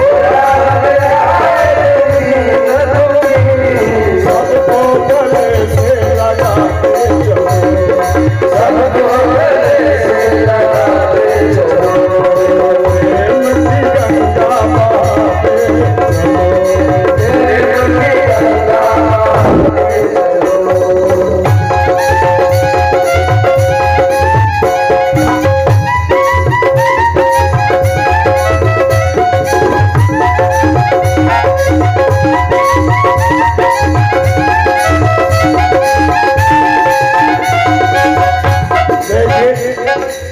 श्री चंद्रशेखर बाबू के सौजन्य से भी 500 रुपए का पुरस्कार प्राप्त हो रहा है हमें। बहुत बहुत अभिनंदन इन्हें भी पुरस्कार के लिए। प्रभु सभी को बहुत आनंद रखे, सबका जीवन मंगलमय हो, ये मंगल कामना है मेरे ओर से।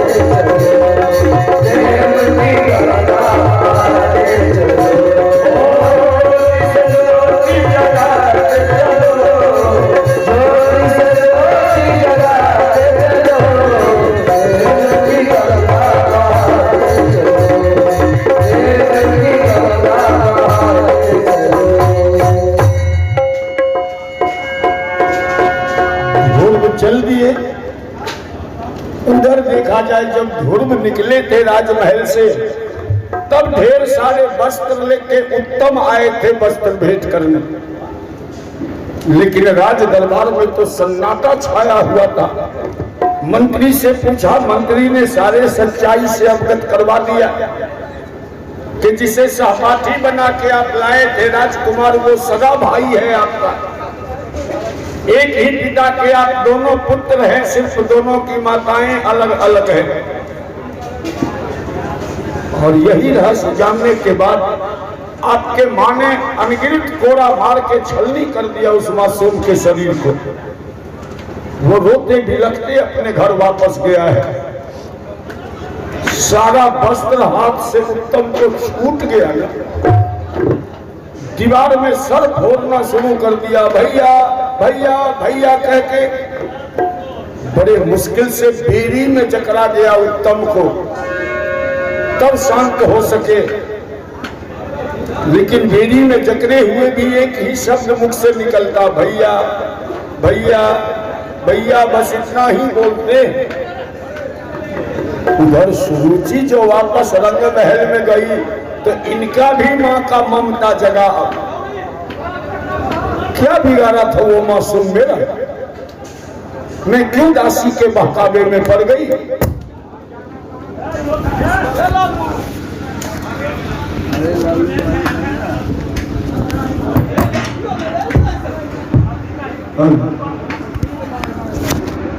जिस तरह मेरा बेटा उत्तम मेरे लिए जितना प्यारा है, वो भी अपने माँ का तो उतना ही दुलारा हो, और मेरा भी तो उसने कुछ नहीं बिगाड़ा था।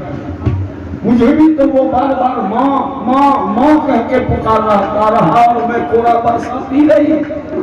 तू हाथ टूट क्यों नहीं गया कि मासूम पर इतना कोड़ा बरसाया। हाथ को फटकने सुरुचि को भी बेड़ी में जकड़ा गया। और इधर उत्तान पाल तो करवट बदल रहे हैं सिंहासन पर। अपने मंत्री को भेजा कि जाके ध्रुव को बुला के ला दो हमारे पास मंत्री, अब ध्रुव के बिना मैं जीवित नहीं रह पाऊंगा। विलंब किया तो मेरा प्राणांत हो जाएगा, और इस बार ध्रुव को अगर ला दिया तो मेरे पास मैं सारा राज्य ध्रुव के नाम ही कर दूंगा, राज्याभिषेक कर दूंगा। उसका देखता हूं कौन रोक लेता है। हम मंत्री दर बदर भटक रहे थे, ढूंढ रहे थे ध्रुव को। ध्रुव उधर से झूमते हुए आ रहे हैं, प्रेम की गंगा बहाते चलो।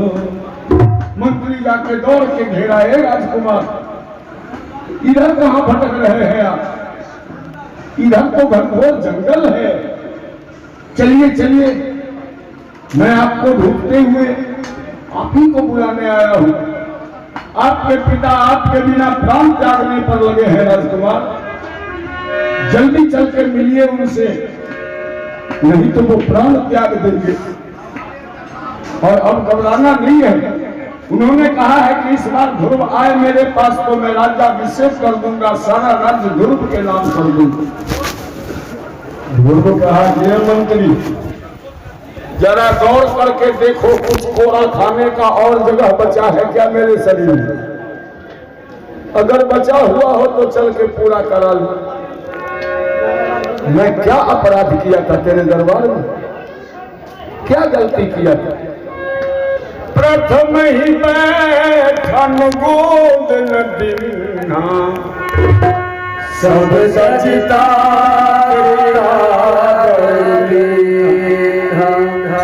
जब मैं प्रभु का अखोज ही किन्ना, तब तुम चाहत राज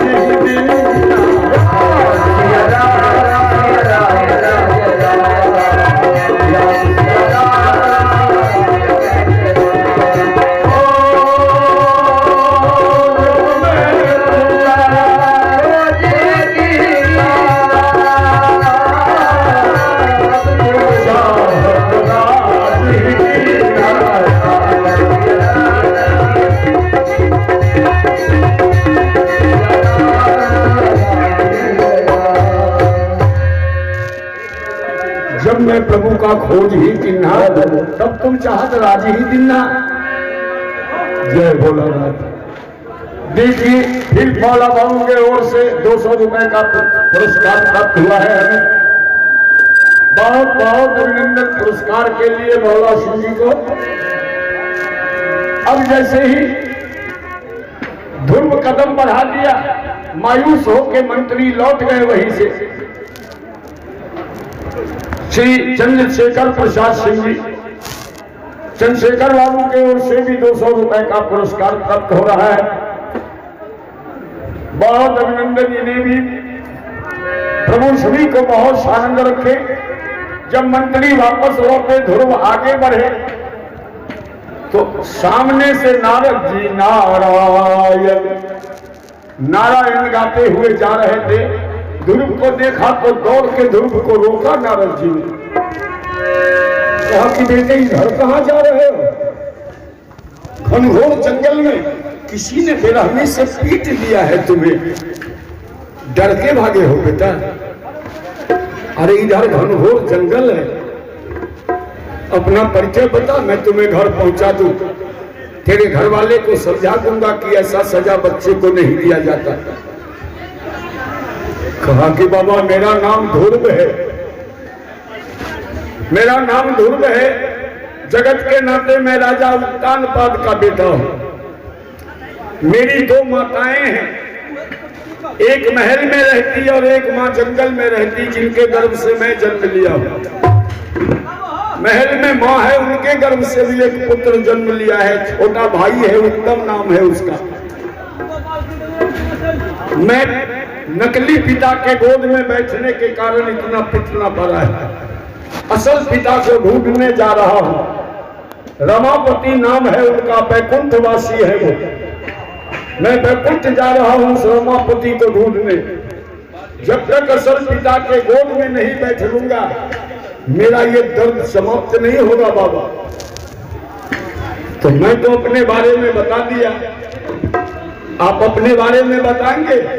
कहा कि हाँ बेटा, मैं नारद मुनि कहता हूँ, तुम जिनके खोज में जाते हो, मैं भी उनका गुण गाता हूँ। जिनके खोज में जाते हो,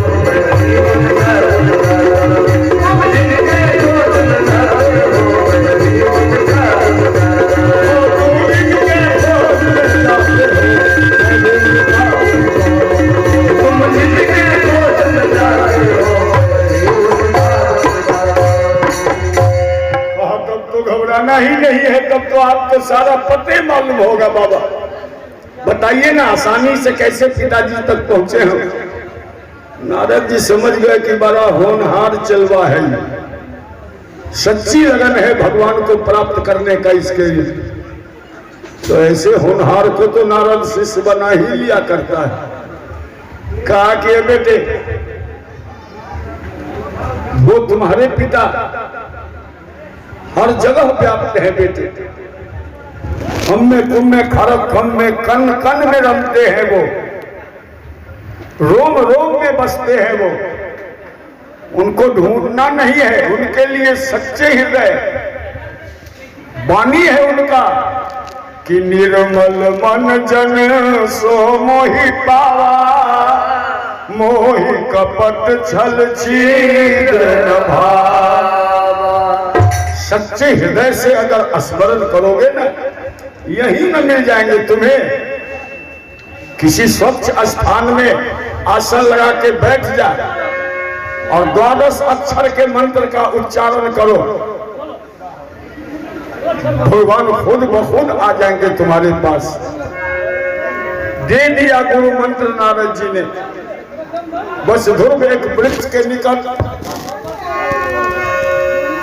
आसन लगा के बैठ गए और 12 अक्षर के मंत्र का उच्चारण श्वास को ब्रह्मांड पर चढ़ा लिया और एकाग्र चित्त से ओम नमो भगवते वासुदेवाय,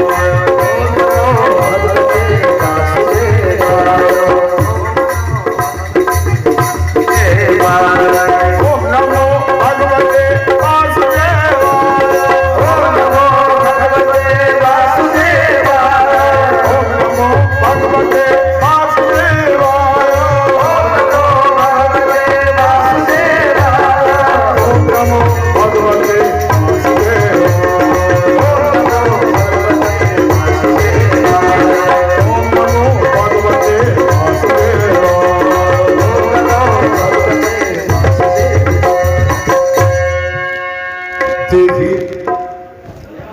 ऐसा घोर तपस्या ठान दिया कि सारे देवलोक तपने लगे ध्रुव के तपस्या के ताप में।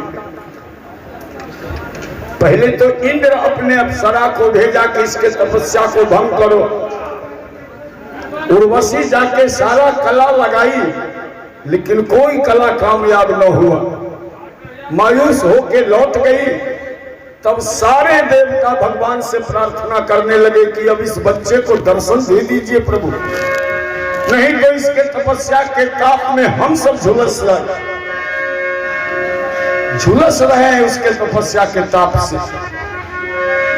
भगवान का जब सारे देवताओं का एक मत है तो मैं भी तो आपसे अलग नहीं हूं, लेकिन आप सब भी चलिए मेरे साथ।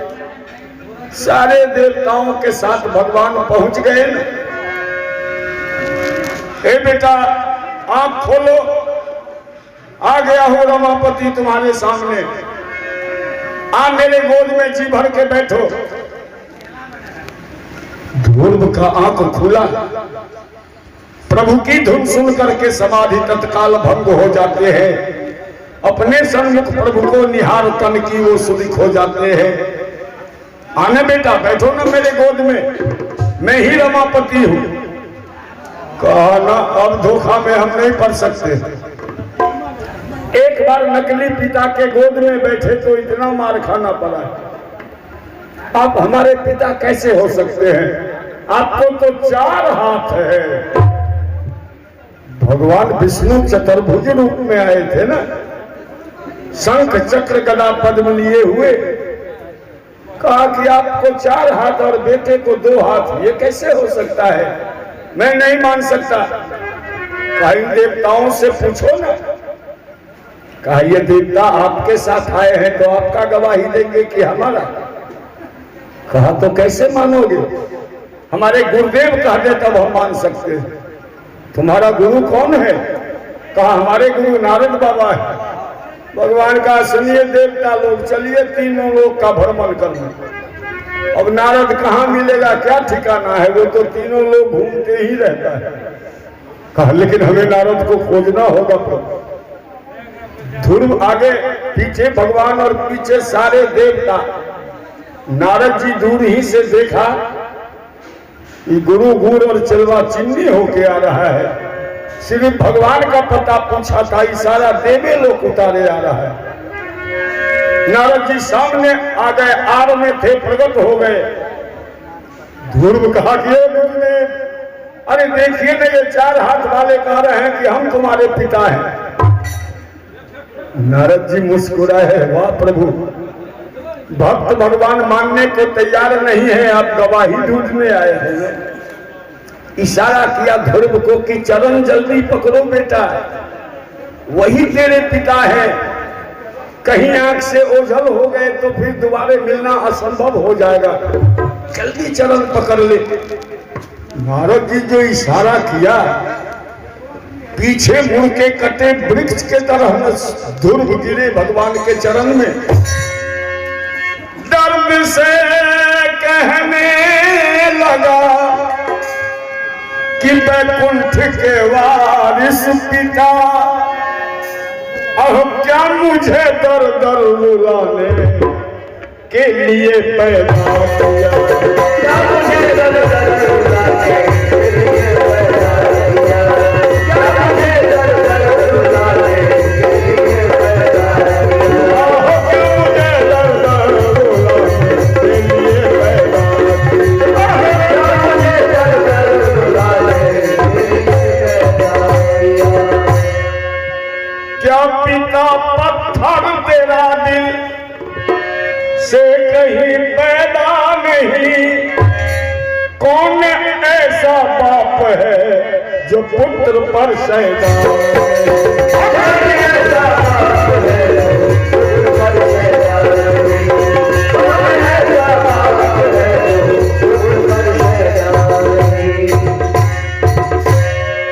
अपने आंसू से भगवान का चरण धो दिया था ना ध्रुव ने। भगवान के भी आंख से 2 बूंद आंसू टपक गए।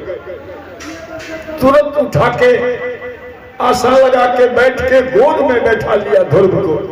ए बेटा, मैं तो इसी समय अपने साथ तुम्हें लेता चला जाता, लेकिन तुम्हारे लिए और कई प्राणांत हो जाएंगे बेटे।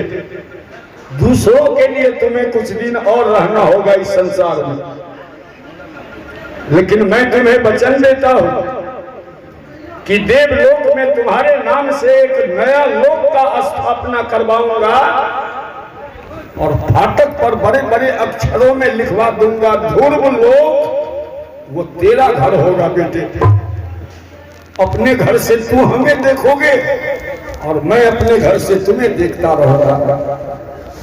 भक्त भगवान का मिलन हो ही रहा था कि नारद जी पहुंच गए उत्तानपाद के दरबार में। हे राजन, क्यों इस तरह बेशुद्ध हो रहे हैं आप धैर्य से रहिए, अभी ध्रुव आता होगा। इस समय भगवान के गोद में है, भक्त भगवान का मिलन हो रहा है। भगवान आशीर्वाद देके, वरदान देके विदा किया ध्रुव को। तो ध्रुव तेजी से भागते पहले राज दरबार में ही प्रवेश किया। उत्तम का बेड़ी खोला, सुरुचि का बेड़ी खोला, फिर अपने पिता के पास जाके कहा कि पिताजी, इतने बड़े राज्य का बागडोर आपके हाथ में है, आप इस तरह मोह में पड़ के बेसुध हो रहे हैं, ये शोभा नहीं देता।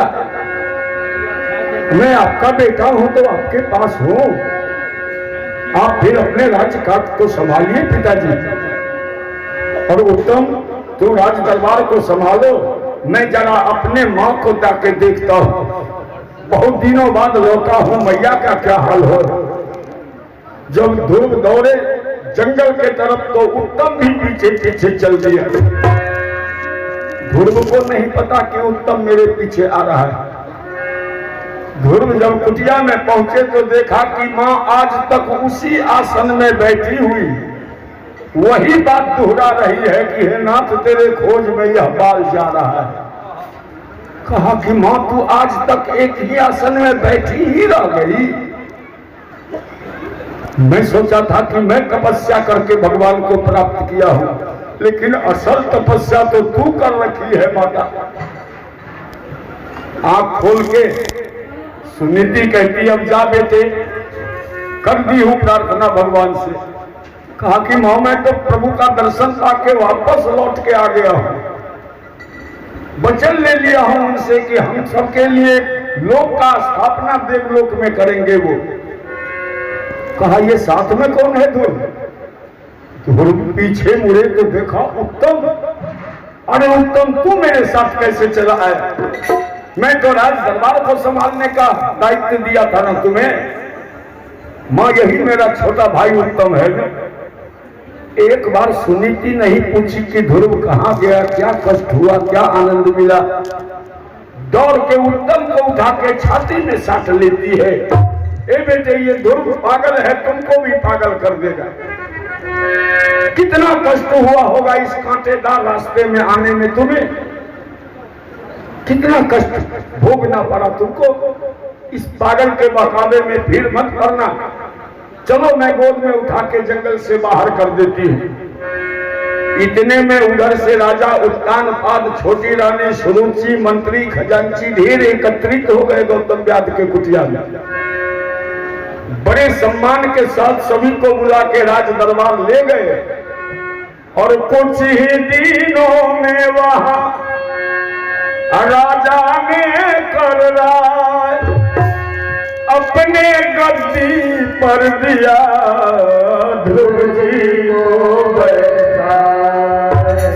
ध्रुव को राजा बना दिया और उत्तम को मंत्री बना दिया कि दोनों भाई अब इस राजकाज को संभालो। राजा दोनों रानी मंत्री उस दिन से भगवान के भजन में लीन हो जाते हैं, प्रभु का तपस्या करने लगते हैं। इस तरह आनंदमय जीवन फिर सबका आरंभ हो जाता है। तो ये कहानी थी रे